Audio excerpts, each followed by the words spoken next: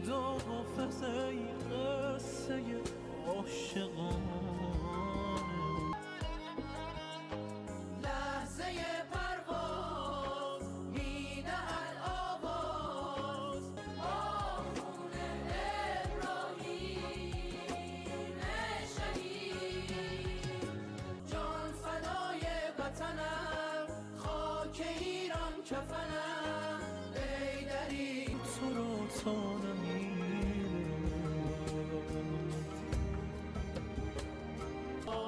گشت پرور سید ما. خداحافظ ای شعر شب‌های روشن،